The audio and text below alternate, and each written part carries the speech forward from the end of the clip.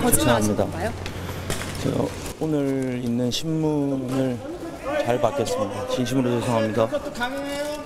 메모리 카드 직접 제거하신 건가요? 하고 사고 현장 직후에 떠나신 이유 뭔가요? 공연 강행은 왜 하신 건가요? 죄송합니다. 공연 강행 위해서 구속심사 연기 신청한 거 맞나요? 죄송합니다. 하실 말씀 없으신가요? 막내 직원에게 은폐시킨 거 맞나요? 자, 기자들의 질문에 죄송합니다, 죄송합니다, 죄송합니다. 이 말을 계속 반복했습니다. 한 6번인가 7번인가 죄송하다는 말을 했는데 오늘 구속영장 심사를 받으러 들어갈 때 모습입니다. 저 시간이 오늘 오전 11시였고요. 영장 심사는 12시 30분 정도부터 시작이 돼서 50분 정도 진행이 됐습니다. 그리고 끝난 거는 오후 1시 20여 분쯤 끝나서 퇴장을 했죠. 자, 그럼 김호중 씨 퇴장할 때 모습도 확인해 보죠.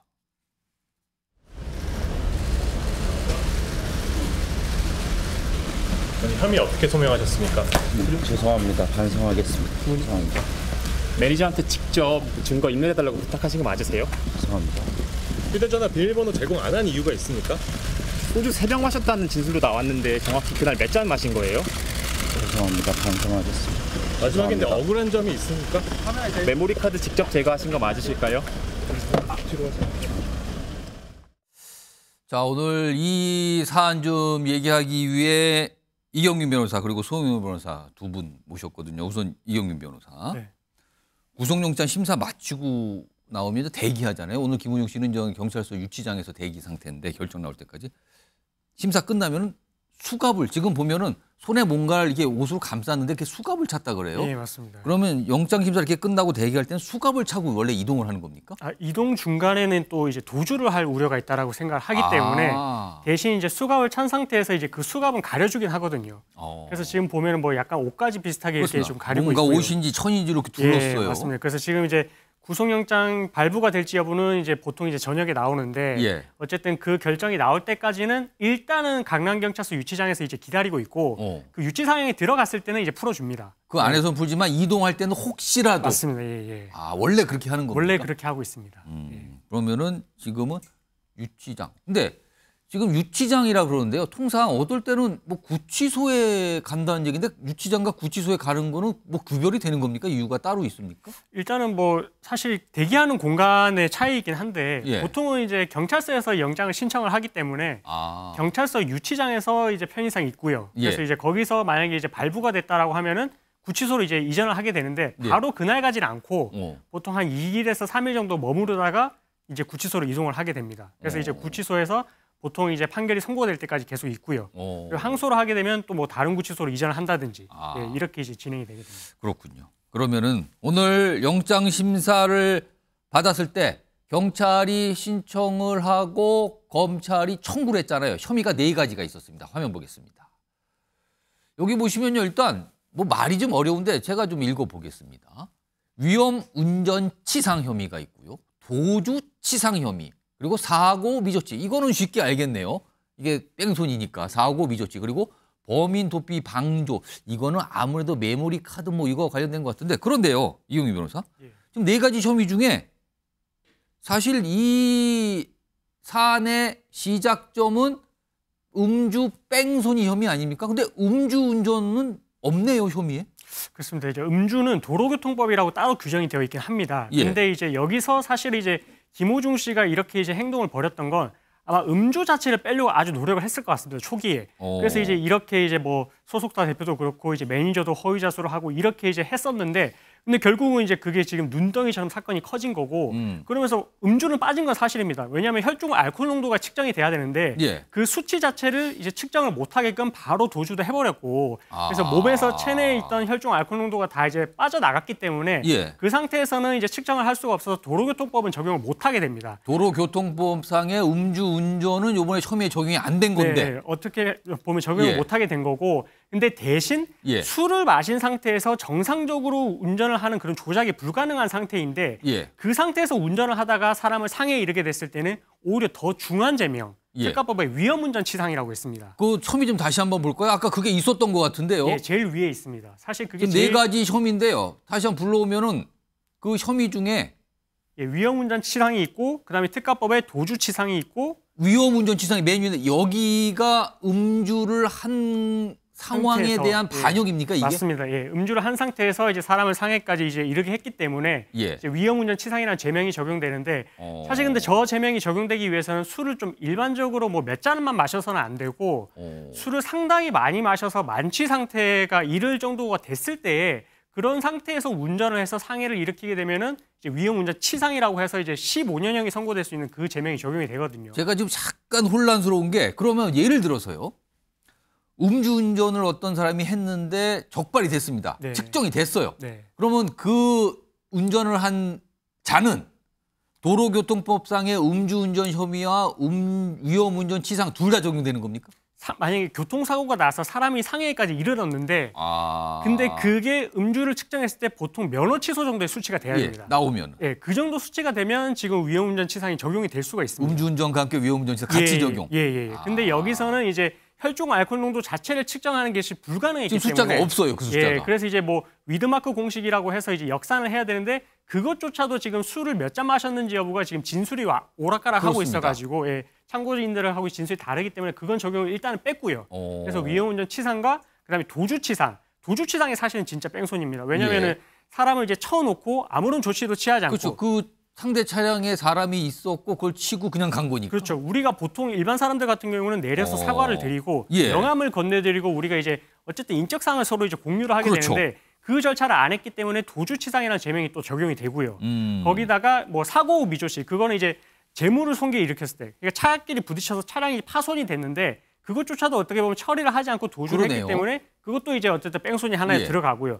범인 도피 방조 이거에 대해서는 어쨌든 지금 소속사 대표 입장에서는 이 김호중 씨가 운전을 했는지 여부를 지금 어쨌든 안 했다라고 하기 위해서 매지를 시켰고 그렇습니다. 그래서 그거에 대해서는 이 김호중 씨도 인식을 하고 있었을 것이다. 그걸 의심하면서 적용한 맞습니다. 거군요. 예. 어쨌든 뭐 블랙박스 메모리가 됐든 뭔가 이제 이런 거를 인멸하려고 하는 것을 인식은 하고 있었기 때문에 그거를 방임을 했던 그런 태도 그거에 대해서 이제 범인 도피 방조라는 제명까지 이제 적용을 하게 된 것입니다. 알겠습니다. 음주운전 혐의가 왜 빠졌는지 이제 알겠습니다.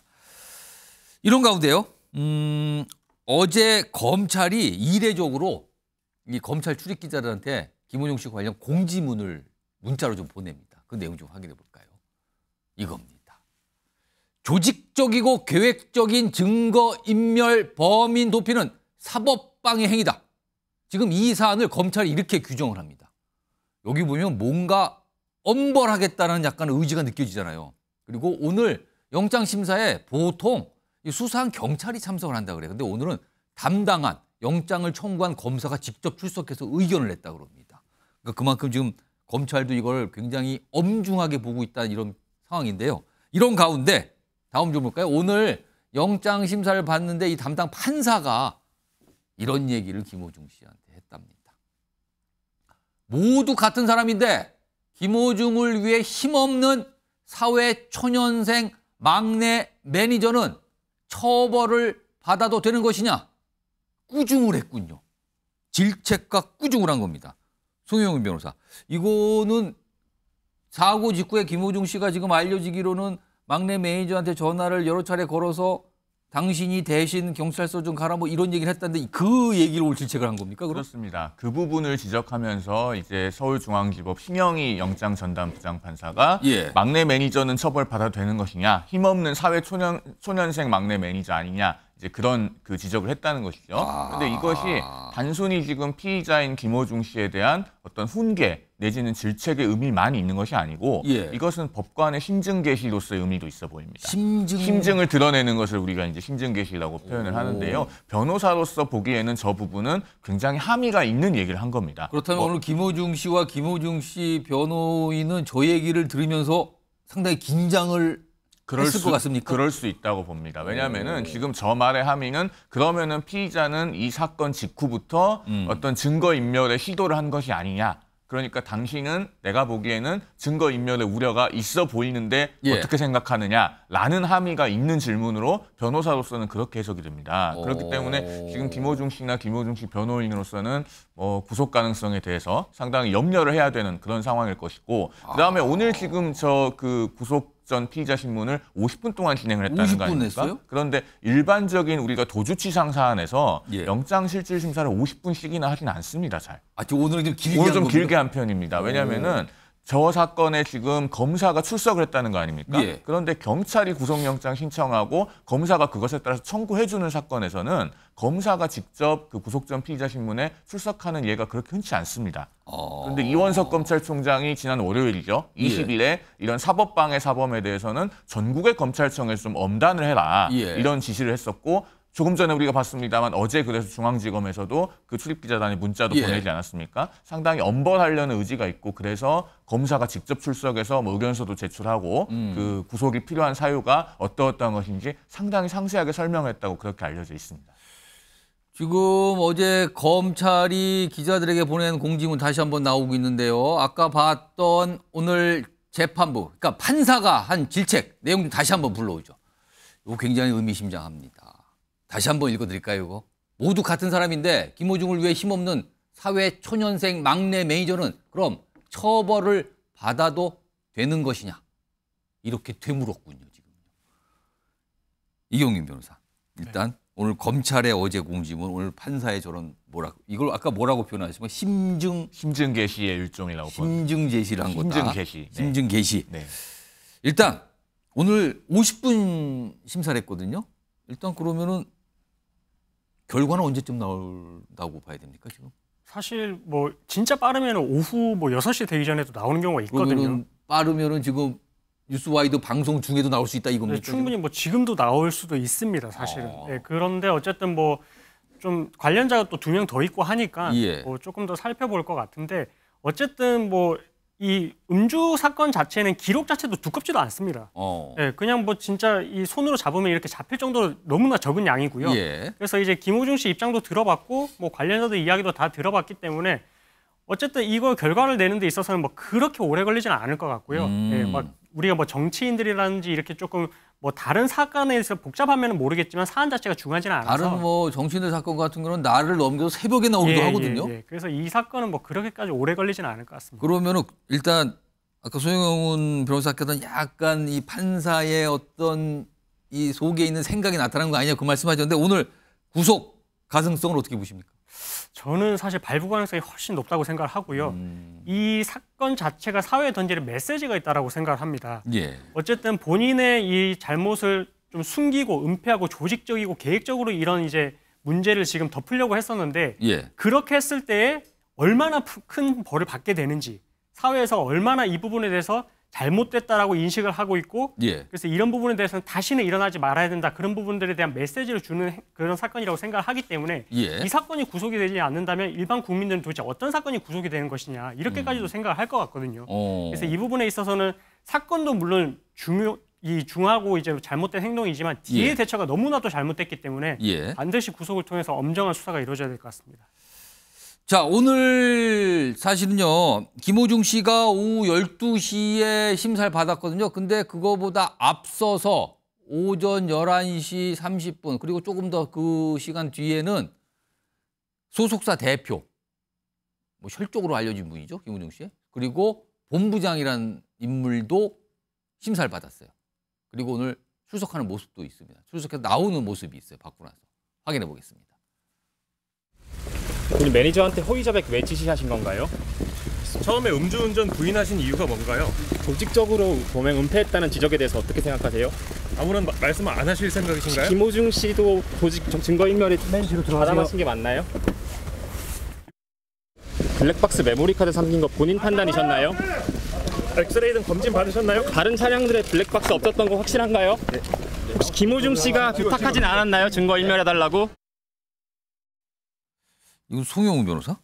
사실 이 두 인물은 김호중 씨를 위해서 뭔가를 일을 한 거잖아요, 지금요. 이걸 일이라고 표현한 게 맞는지 모르지만 뭔가를 행위를 한 거예요. 이런 분들은 구속 가능성을 어떻게 봐야 됩니까? 구속 가능성이 역시나 적지 않다고 보여집니다. 왜 그러냐면요. 우리가 양형 기준에서도요. 증거인멸이나 범인 도피와 같은 범죄에서 조직적인 범행을 저질렀을 때는 그것을 가중사유로 명시를 하고 있습니다. 지금 이 사건 같은 경우에는 소속사 대표 그리고 소속사 본부장이라고 하는 그 매니저가 관여되어 있지 않습니까? 이들은 이제 지휘 관계에 있죠. 같은 회사 안에서.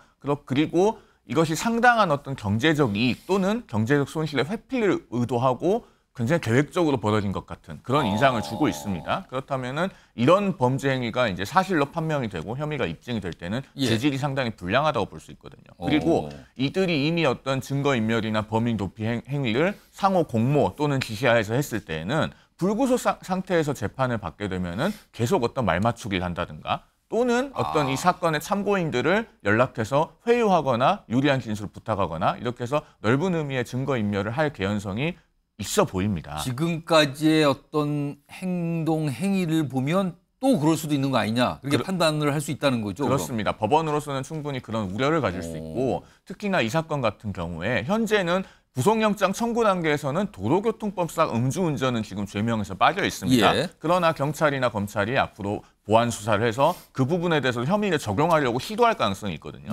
그러려면은 이제 위드마크 공식을 적용하려면은 김호중 씨가 마신 술의 양, 뭐 술의 종류, 양까지 굉장히 구체적으로 특정을 하고 시작 시간과 끝나는 시간까지 이렇게 특정을 해야 되는데 그것을 입증하려면 관련자들의 진술이 필요합니다. 그런데 이 소속사 대표나 뭐 본부장이나 이런 사람들이 불구속 상태로 재판을 받으면서 영향력을 행사할 수도 있다고 보여지는 것이죠. 그러면 두 분 말씀을 종합해 보면 오늘 영장 심사를 받은 김호중 씨 그리고 소속사 대표 그리고 본부장 모두 구속될 가능성이 꽤 큰 거 아니냐 이런 분석이네요 지금요.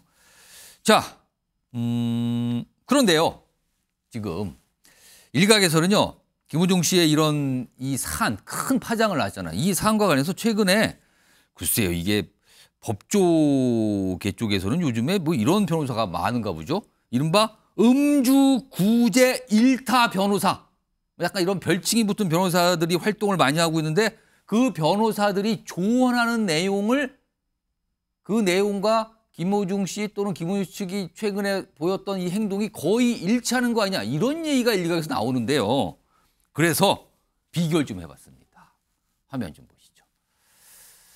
저 김호중 씨 사진 옆에 보면 이제 왼쪽 그리고 오른쪽 이렇게 있죠. 왼쪽이 이른바 이제 음주 뭐 운전 관련 이런 음주 관련 구제를 아주 전문적으로 잘하는 변호사들이 조언을 저렇게 한대요. 일단 음주운전 등 이거 걸리면 일단 현장 도주, 도망가라. 아니면 도망 못 가면 음주 측정 거부하라. 그런데요. 보세요. 사고 후 지금 김호중 씨 대처. 사고 후 도주했잖아요. 호텔로. 뭐예요 이게 어떻게 된 겁니까? 연결됩니다 지금 뭔가가. 그리고요. 또 이런 조언도 있답니다. 경찰에는 최대한 늦게 출석하라. 김호중 씨 사고 난 뒤 17시간 뒤에 경찰서로 갔어요. 자 그리고요. 조언에 또 이게 있답니다. 블랙박스의 메모리 카드는 제거해야 된다. 근데 지금 이게 김호중 씨도 의심을 받고 있지만 그건 차치하고요. 일단 소속사 본부장이 이 사고 차량의 메모리 카드를 빼서 삼켰다고 진술했잖아요. 뭡니까? 거의 일치하고 있습니다. 지금 조언이. 그리고요. 이런 조언도 있답니다. 이거는 지금 단계가 아닌데 재판 가서군요. 법정에서 불가피한 사정이 있다고 호소하라. 향후에 어떻게 되는지 보겠습니다. 그러고요. 그 조언 중에는 없었는데 사고 후에 김호중 씨가 맥주 4캔을 구입했죠. 이것도 지금 뭔가 의도가 있다라고 의심을 받고 있는 정황인데 일단 요 내용이에요 지금. 자, 다음 준비된 영상이 하나 있는데요. 사고 직후에 김호중 씨가 그 사고 현장을 벗어났잖아요. 그러니까 도주잖아요. 다른 곳으로 갔는데 그때 있었던 어떤 영상이 CCTV 화면에 잡혀 있어요. 확인해 보겠습니다. 지금부터. 이게 사고가 난 다음에요. 저 끝에 무슨 차량이 있잖아요. 지금 뭐 차량이 보여요. 사고 났어요. 여기 보세요. 그리고 나서 지금 보시면 내렸어요. 지금 차에서. 내렸어요. 근데 다시 갑니다. 그죠? 사고가 나서 다른 곳으로 이동을 했는데 차를 주차를 해놓고 내려요. 그러다 다시 차로 갑니다. 그리고 전화를 하죠. 다시 차에 간 이유 이것도 지금 뭔가가 있는 거 아니냐라고 좀 약간 뭐 경찰 쪽에서도 보고 있겠죠. 이거를 좀 아무튼 저런 모습도 있었어요. 이용민 변호사. 예. 실제 김호중 씨의 사고 이후의 행적을 보면 이 조언과 겹치는 부분이 너무 많은데요, 지금요. 사실 뭐 같은 변호사로서 이렇게까지 조언이 있을지는 몰랐는데 예. 너무 어떻게 보면 이제 이 음주 수치를 벗어나기 위해서 할 수 있는 모든 방법을 다 동원을 했거든요. 거기서 더 나아가서 더 조금 재질이 안 좋은 부분이 뭐냐면 어쨌든 혹시나 이제 몸에 알코올이 잔존해 있을 수도 있습니다. 이제 예. 경찰에 출석을 했을 때 17시간이 지나서 그럼에도 불구하고 남아 있을 수도 있다. 예, 그랬는데 그 수치조차도 결국은 내가 호텔로 가서 마신 맥주에서 나온 거다. 약간 이렇게 주장을 하기 위해서 사고 뒤에 호텔로 가서 맥주 캔 편의점에서 4개를 산 거 그 부분 말씀하시는 거죠, 지금? 예. 그것 때문에 나온 수치다라는 부분까지도 생각을 하고 대응을 한 것으로 지금 만약에 보여서. 그래서 음주 얘기가 나오면 그거 내가 사고 난 다음에 내가 뭐 먹고 싶어서 마셨습니다. 이렇게 할 수도 있다는 거죠. 그렇죠. 그럼? 너무 저도 사고가 처음이고 충격을 받았고 그래서 스트레스 때문에 술을 마셨다. 그때 마신 술이 나온 거지. 이게 내가 음주운전을 할 때 마신 술의 양이 나온 것이 아니다.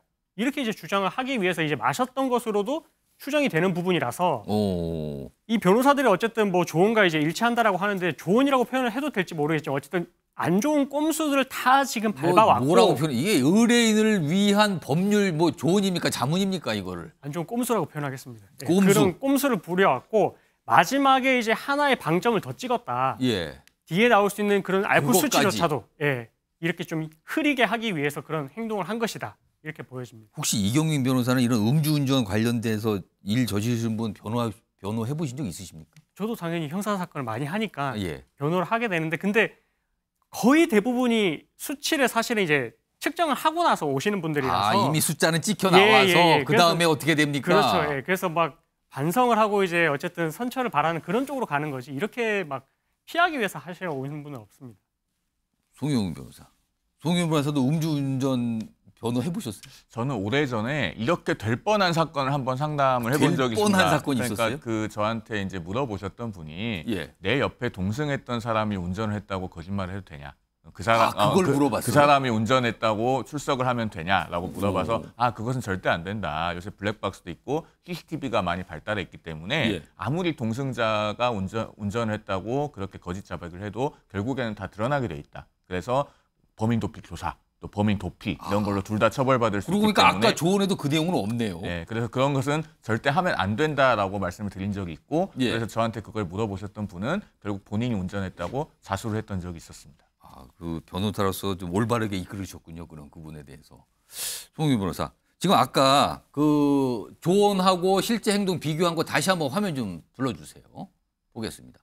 여기 뭐 마지막에 이거는 조언에 없었는데 사고 맥주 4캔 구입한 거 있잖아요. 아까 이경민 변호사 잠시 설명하셨는데 그러면 이거를 저런 상태에서 있어서 어떤 분이 여기 김호준 씨가 꼭 아니라도 저런 사고를 음주운전 사고로 의심이 되는데 뺑소니에서 도망을 가서 다른 데 가서 뭐 소주나 맥주를 뒤늦게 마셨어요.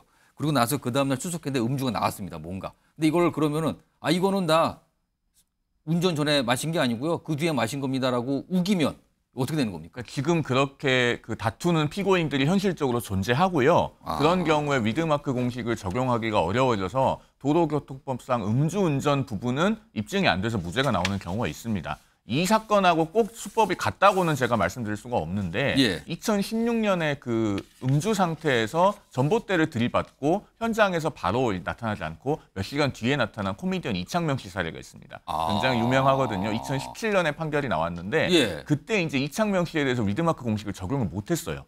법원에서 그걸 인정해주지 않았는데 왜 그랬냐면은 그때도 6명이서 41도짜리 소주 5병을 나눠 마신 것까지는 입증이 됐습니다. 술 마신 게 입증이 됐는데 몇 도짜리 몇 병을 몇 명이서 먹었는지까지도 입증이 됐어요. 그런데 이창명 씨 본인이 얼마나 마셨는지에 관해서 주변인들의 진술이 일치하지 않았고 그건 애매하다는 거예요. 또 그렇습니다. 그러면. 그래서 엄격한 증명을 요하기 때문에 당시에 적용이 안 됐었는데 이제 그런 데서부터 계속 착안을 해서 저 속칭 술타기 수법이라고 하는 거를 그 시도를 하는 주당들이 있습니다.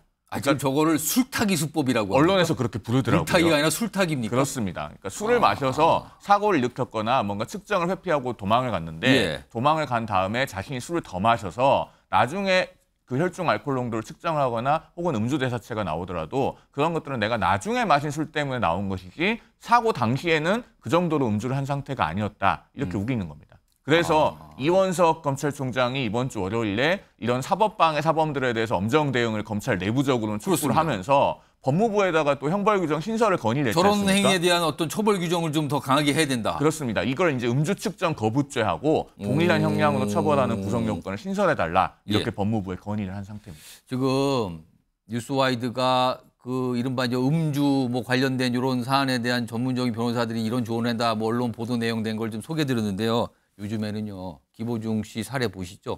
경찰이 지금 다 찾아내고 있습니다. 지금요. 이런 거요. 다 찾아내고 있으니까 그냥 이런 건 그런 얘기가 있더라 정도만 알아주시는 게 좋을 것 같습니다. 자, 이런 상황에서요. 지금 김호중 씨가 지금까지 보였던 여러 가지 모습 중에 또 이런 게 있군요. 지금 뭔가 경찰이 압수수색을 통해서 핸드폰을 확보했거든요. 화면 좀 보겠습니다. 이 지금 뭐 아이폰 세대로 알려졌는데 이게 처음에 이 제출을 거부했다 그러죠. 그래서 경찰이 이제 압수수색을 해서 이걸 확보했는데 비밀번호를 제공을 안 해서 지금 이걸 포렌식을 못 하고 있답니다. 지금요. 안 풀리는 거예요. 핸드폰이. 이용민 변호사. 예. 이거 어떻게 됩니까, 그럼?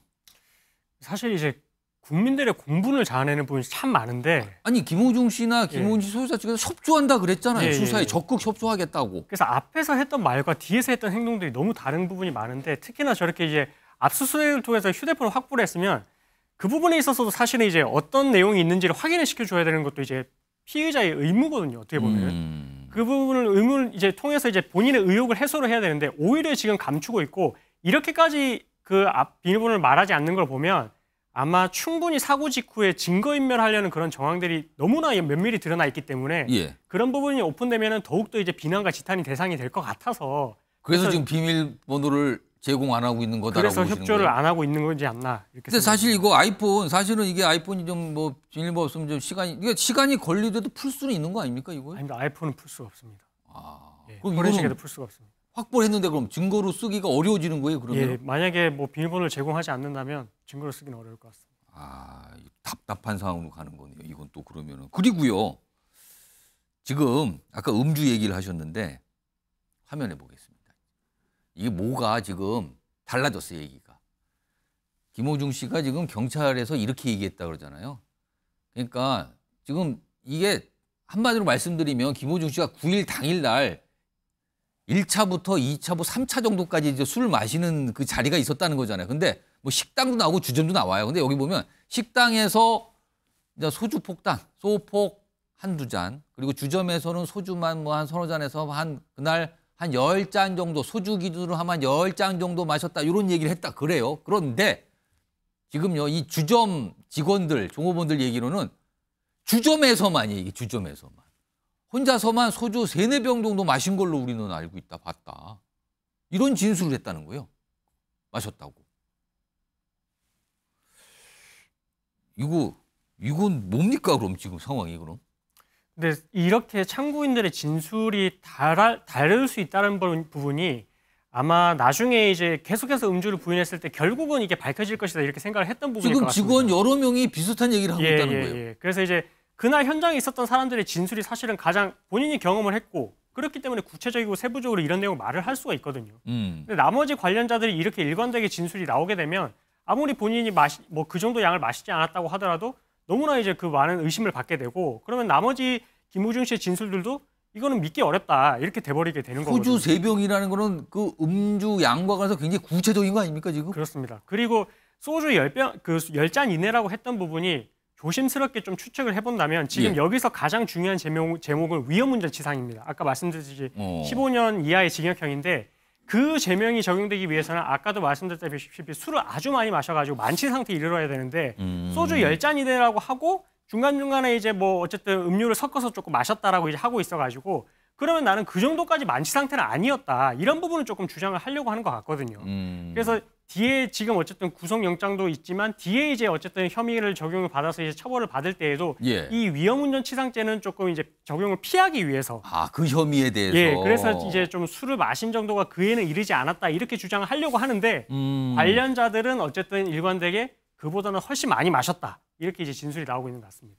송영훈 변호사. 그러니까 만취가 돼서 운전하기가 너무 어려운 상황은 아니었다. 이걸 계속 주장하는 겁니까? 그럼 지금? 왜냐하면 위험운전 치상죄의 구성 요건이 예. 음주나 약물의 영향으로 인하여 정상적인 운전이 곤란한 상태에서 운전해서 상해를 입혀야 됩니다. 그래서 이제 김호중 씨 쪽에서는 예. 정상적인 운전이 곤란한 상태까지는 아니었다. 많지는 아니었다라고 술은 계속 마셨지만 운전이 어렵고 막 위험할 정도의 상황은 아니었다. 그래서 무슨 뭐 블루투스를 조작하다가 사고를 낸 것이다. 그런 주장도 그런 법적인 맥락이 있는 주장입니다. 다른 걸 하다가 다른 작동을 하다가 그런 건지 음주 때문이 아니다를 주장하는 거예요. 그렇습니다. 그런데 만약에 그 음주 자리에 동석했던 다른 인물들의 진술이 모두 뭐 소주 한 서너 병을 빠른 시간 안에 마셨다는 걸로 일치가 된다면 그렇다면은 이제 이 위험운전 치상죄의 죄책을 피해가기가 훨씬 더 어려워지죠. 그런 의미가 있습니다. 그래서 뭐 녹차를 타고 소주 기준으로 한 10잔. 그러나 지금 주점 직원들은 한 3-4병인데요. 이게 지금 맞서는 상황이에요, 지금요. 자, 이런 가운데요. 지금 사실 며칠 지나긴 했지만 계속 논란이 되고 있는데요. 경찰 조사를 받고 나올 당시 그리고 들어갈 당시의 그 모습. 그러니까 처음엔 들어갈 때 비공개로 들어갔잖아요. 지하로. 그리고 나올 때는 밖으로 그냥 현관으로 나왔는데 6시간을 대기하고 나왔잖아요. 이게 지금 두고두고 여러 가지 뒷말을 낳고 있는데 우선 관련 모습부터 확인해 보시죠. 안 보이지? 규정상 경찰청 공보규칙 16조를 보시면 비공개가 원칙입니다.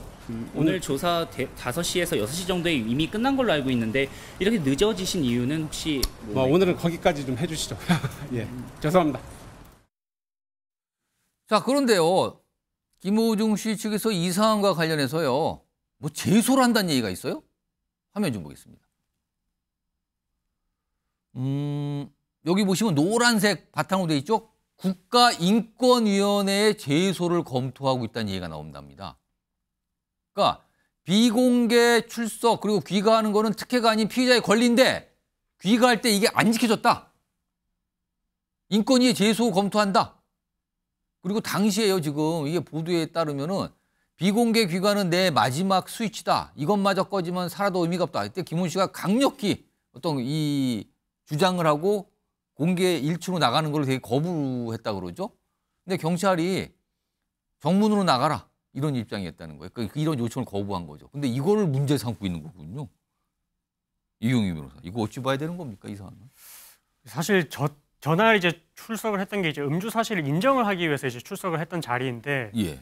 근데 그때 이제 어쨌든 취재진들이 대기를 하고 있었고 김호중 씨를 실제 우리가 어쨌든 사건 이후에 직접 마주하는 첫 자리였습니다. 그렇죠. 예, 그런 자리였기 때문에 이제 어떤 입장을 밝힐지 여부가 이제 주목이 되고 있었는데 근데 지하로 가면서 놓쳤어요, 그냥. 예. 그런데 이제 어쨌든 이 김호중 씨는 사실은 공인이고 본인이 지금 얼마나 많은 잘못을 저질른지를 사실은 이제 그 부분에 대해서는 대중들에게 사과를 드리고 어쨌든 본인이 반성을 하고 있으면은 그 부분에 대한 태도를 이제 보여주는 게 맞는데 예. 오히려 본인의 이런 인권이 지켜지지 않았다라고 주장을 하면서 인권위에 제소를 하겠다라고 하는 건 좀 그러니까 이게 약간 좀 뭐 이걸 어떻게 좀 받아들여야 되는 겁니까? 예, 그래서 뭐 인권은 물론 중요하죠. 중요하지만 김호중 씨는 공인이기 때문에 또 그 입장을 또 우리는 또 들어봐야 될 그런 국민들의 또 어떻게 보면 좀 알 권리 차원도 또 그렇죠. 보장이 돼야 되는 부분도 있거든요.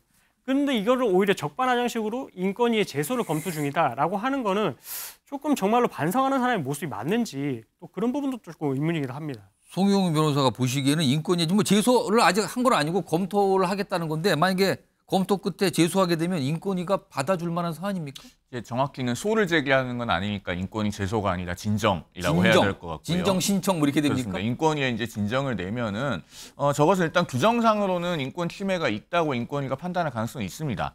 왜냐하면은 경찰 수사 사건의 공보 등에 관한 규칙에 보면은요, 예. 제16조에서 그 경찰 관서의 장은 출석, 조사 등의 수사 과정을 언론이나 그 밖의 사람들이 촬영, 녹화, 중계 방송하도록 허용해서는 안 된다. 이게 원칙으로 돼 있어요. 그렇기 때문에 만약에 피의자가 나는 언론의 뭐 포토라인이라고 하죠, 예. 속칭. 그런 데서 카메라 플래시를 받지 않도록 다른 길로 나가게 해달라라고 하면은 경찰에서 그걸 협조는 해주는 게 맞습니다. 지금 규정상으로는 그렇습니다. 근데 법적으로는 그런데요. 지금 김호중 씨 측에서 이렇게 인권위에 진정을 하는 것이 바람직하냐 하면은 전혀 그렇게 보이진 않아요. 법적인 부분하고 이제 정치인은 아니지만 일종의 정무적인 부분. 그러니까 우리가 위기 대응이라고 하는 것에 있어서의 그 여론 대응을 분리해서 봐야 되거든요. 법적으로야 어떤 그 인권 진정이나 이런 게 시도해 볼 수 있겠지만 사실은 정무적인 관점에서 봤을 때는 지금 김호중 씨의 그 사고 후에 여러 행위들이 대중의 공분을 일으키고 있는 상황이고 많은 언론에서 비판적으로 바라보고 있기 때문에 더군다나 본인은 콘서트도 강행을 했잖아요. 그렇습니다. 콘서트장에서는 대중 앞에 서면서 저 자리에서 이제 국민들께 어떤 입장을 밝히는 것은 극구 회피하면서 그것이 인권 침해라고 주장하면은 본인을 위해서 온 팬들 앞에는 쓸 수 있지만 일반 여론 앞에는 서기 싫다 이렇게 되는 건가요? 그러면? 그러니까 그게 상당히 모순적이기 때문에 저렇게 인권위 진정 같은 것을 고집하면은 대중의 지지를 받기는 어렵죠. 여기서 한 가지 제가 덧붙여서 말씀드리고 싶은 것은 보통 이런 상황에서요. 변호인의 역할과 언론 대응을 하는 어떤 뭐 매니저나 소속사의 역할이 좀 분리돼야 됩니다. 근데 지금 조남관 변호사나 뭐 이런 변호인 쪽에서 인권위 진정도 검토하겠다 이런 얘기가 나오고 있잖아요. 그런데 지금 소속사가 증거인멸이나 범인 도피에 관여한 것으로 나오고 있기 때문에 언론 대응을 직접 할 수가 없죠. 지금 뭐 소속사 대표도 지금 영장심사를 받는 상황이니까요. 그렇습니다. 그러다 보니까 지금 변호인이 언론 대응까지 같이 하고 있는 형편인 것으로 보이는데 그러나 위기 대응의 관점에 있어서는 이게 바람직해 보이지는 않습니다. 이런 가운데요. 어제 김호중 씨의 사실상 마지막 콘서트가 있었잖아요. 원래 오늘까지 있었는데 오늘은 영장심사 봐서 사실상 이제 불가능해서 이제 취소가 된 거고요. 어제 콘서트가 있었는데 그때 당시에 그 콘서트를 보러 오신 많은 팬들이 있었잖아요. 그 팬들의 목소리도 좀 담은 게 있는데요. 확인해 보겠습니다.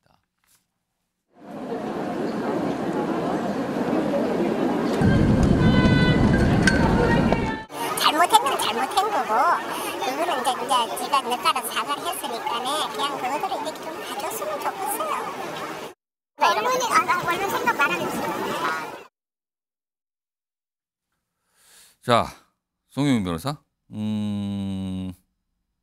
일단 팬들의 얘기 봤는데 약간의 뭐 이렇게 취재 같은 거에 약간 불편함 느끼시는데 화면 좀 보겠습니다. 지금 뭔가 정리된 게 있어요. 팬들의 모습이에요. 화면에 있습니다. 이걸 좀 보시면요. 어제 이제 클래식, 콘서트가 있었잖아요. 뭐 이름이 슈퍼 클래식인데 여기에 일부 관객들은 뭐 김호중 씨를 보면서 뭐 눈물도 흘리고 뭐 그랬다. 그리고 뭐 이게 무슨 그 뭐라고 승리하라는데 이게 외국어로 그런 걸 뭐 외쳤다. 빈체로. 빈체로 이런 걸 외쳤다 그러니까 아마 응원을 하는 목소리였겠죠. 그리고요. 그런데 또 최근에 김호중 씨가 이 사안 말고요. 과거에 있었던 학폭 의혹죄까지 뭐 몇몇 인물들이 나오셔서 주장을 해서 의혹죄가 나왔는데 이런 영상, 이런 내용을 다룬 영상에 대해서 밑에 보세요. 뭡니까 저게? 맞은 X2 말이 많다. 뒤에 조사가 2로 붙는 거 보니까 짐작이 돼 있어 어떤 표현인지. 가가 아니라 입니다. 짐작이 되는데 저런 반응이 나왔다는데 이거 좀 어떻게 봐야 됩니까? 아무래도 팬들이라고 추정이 되는 반응이죠. 이거 어떻게 좀 봐야 됩니까? 우리가 그래서 흔히 팬이 안티를 만든다, 뭐 빠가 까를 만든다 이런 말이 있지 않습니까? 지금 저 맞은 X 이 말이 많다 이런 표현도 절대로 해서는 안 될 말이죠. 그러니까 김호중 씨를 자식처럼 아끼는 그런 팬들이 많이 있는 것은 압니다. 그런데 김호중 씨를 정말 자식처럼 아낀다면은 정직하게 사건에 대해서 솔직하게 털어놓고 또 올바른 길을 갈 수 있도록 그렇게 이끌어주는 것이 팬들의 역할이 아닐까 싶어요. 저렇게 학폭 피해자를 어떤 2번 죽이는 그런 말을 하는 것은 대단히 부적절하고 저런 어떤 그 팬덤의 모습을 보면서 사실 요즘 우리 정치권을 보는 것 같아서 참 안타깝습니다. 정치권에서도 정치권 모습과 지금 오버랩이 되는 겁니다. 그렇죠. 팬덤 정치가 이제 보편화되면서 자신이 지지하는 정치인은 아무리 잘못해도 모든 잘못을 다 덮어주고 응원하고 무비판적으로 지지하는 그런 움직임이 좀 있는데 저런 것을 닮아서는 안 되겠다라는 생각이 듭니다. 이경희 변호사도 이 내용 좀 질문드리면 사실은 뭐 콘서트장에서 본인이 좋아하는 가수가 어려움에 처한 거에 대한 안쓰러움 그리고 약간 슬픔 뭐 있을 수 있습니다. 그러나 그거와 지금 벌어지는 상황은 조금 분리를 좀 해서 봐야 되는 거 아닐까요, 솔직히? 그렇죠. 이게 팬들도 이게 성숙된 좀 팬 문화가 있어야 되는데 사실 누가 봐도 잘못한 행동이고 그로 인해서 이제 수사 대상에 올라서 지금 자숙을 하고 있어도 지금 모자랄 판에 이렇게 나서서 공연을 하는 것 또한 사실은 좀 일반적이지 않은 모습이고요. 이게 논란을 좀 불러왔죠. 예. 그리고 그렇게 했다라는 게 물론 이제 어떤 이유인지 드러나지 않았지만 우리들이 추측하기에는 위약금 때문이다. 예, 결국은 이제 뭔가 자본과 얽혀서 이렇게 이제 무리하게 공연을 강행하는 게 아니냐 이런 지금 어쨌든 이야기가 나오고 있는 상황인데 그런 상황에서도 이렇게 이 팬들이 무조건적으로 이 김호중 씨를 옹호를 하는 그런 모습을 보여주는 것은 뭐 물론 김호중 씨가 다른 것으로도 뭐 욕을 먹고는 있지만 오히려 이제 또 이런 팬덤의 이런 잘못된 모습이 또 가수에 대해서도 또 그릇된 또 이런 관념을 또 심어줄 수가 있거든요. 그래서 이렇게 무조건적인 팬심이 과연 가수한테 좋은 건지 그런 건 좀 저도 의문인 것 같습니다.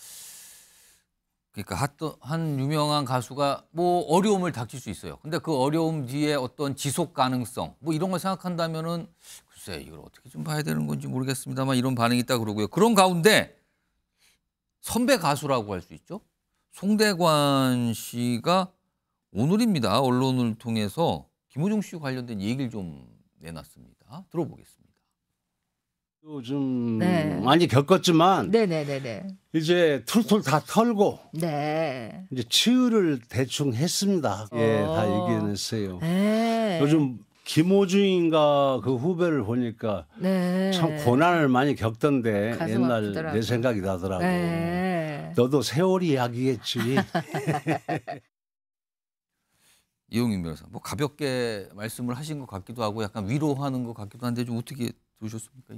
그 뭐 송대관 씨 같은 경우에는 뭐 예전에 아내분이 투자를 잘못해서 뭐 그래서 이제 경제적으로 이제 공경에 처했었고 그래서 본인이 어쨌든 인생을 좀 살아보니까 도움을 주는 분도 있어가지고 다시 재기를 했다. 그래서 본인도 어려움을 극복했다. 예, 그래서 뭐 인생이 4박자가 아니라 8박자더라. 뭐 이렇게 이제 말씀을 했다고는 하는데, 근데 사실 이제 김호중 씨 사건하고 이렇게 이게 비교를 해봤을 때는 지금 그 정도는 맞는 표현은 아닌 것 같거든요. 왜냐하면 잘못한 행동에 대해서 지금 합당한 처벌을 받기 위해서 지금 절차가 나아가고 있는 것이지 뭔가 그거랑 별개로 본인이 뭔가 이제 어려움에 처해가지고 그거를 고난을 이겨내고 그런 과정에 있는 상황은 아니기 때문에 송대관 씨가 했던 저런 발언은 조금은 좀 상황이 좀 다른 경우에 해당되지 않나 이렇게 생각이 듭니다.